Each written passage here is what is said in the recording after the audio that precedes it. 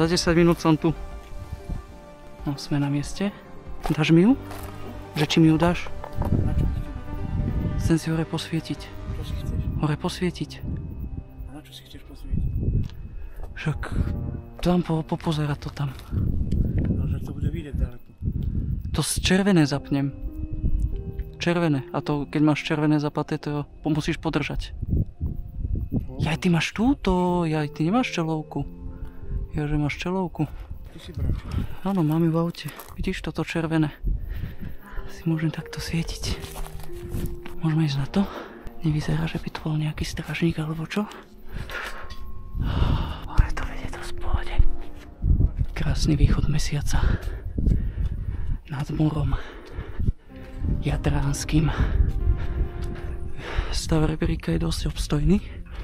To som rád.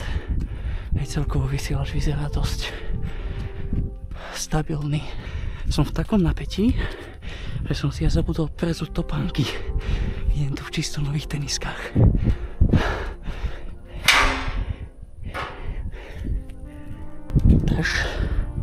Drží. Vyzerá, že hej. Ale zaverím poklop. A ledka červená.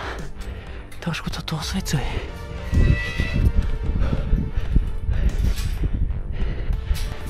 Druhý poklop. A ideme až hore. Wow. Wow. Ty vole. To je more. Krásny výhľad. Jadranskú magistrálu. Ostrovy okolité. A idem nižšie. Späť na bezpečné miesto. Toto si musím dať veľký pozor. Lebo toto som si nechal otvorené. Dobre, super. Proste, čo by to bolo za dovolenku bez vysielača? Blázen, on tu ide se mňou. To si robíte srandu, že tu ide aj môj otec. Ja som tu totiž s rodičmi. Kurňa. Ľudia, že on má 62 rokov. Poď vyššie na rebrík, musíš ísť. Chcem zavrieť poklop. 45 metrov. Počkaj ešte, stoj.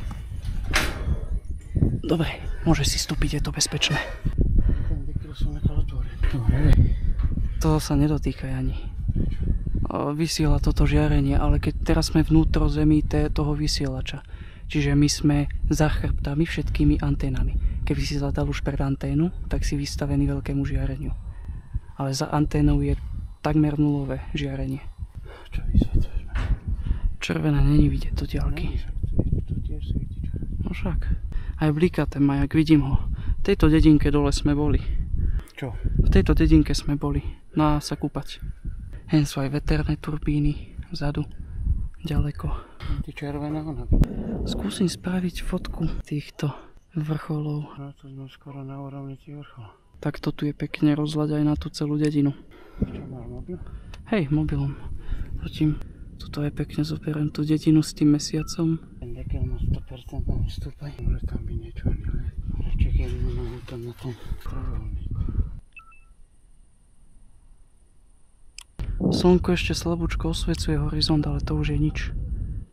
Tak to vysoko nad morom sme ešte nebol. To veru nie. Ako sme vysoko? Sme na úrovni 600 metrov nad morom. Tam je to horšie, tam ťa oslepuje tá ledka.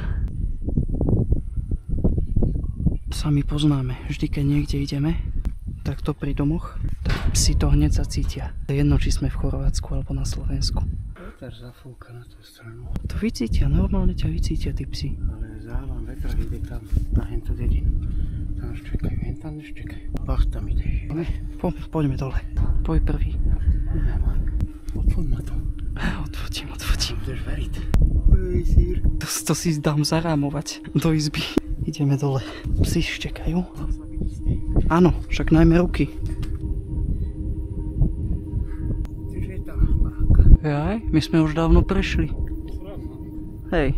Dobre, už sme dole. Keby začal rozkúčať, že ja dole nejdem. Jako ty? Tak máš smolu. Čo by si spravil? No na ruky by som ťa nebral. Jasná.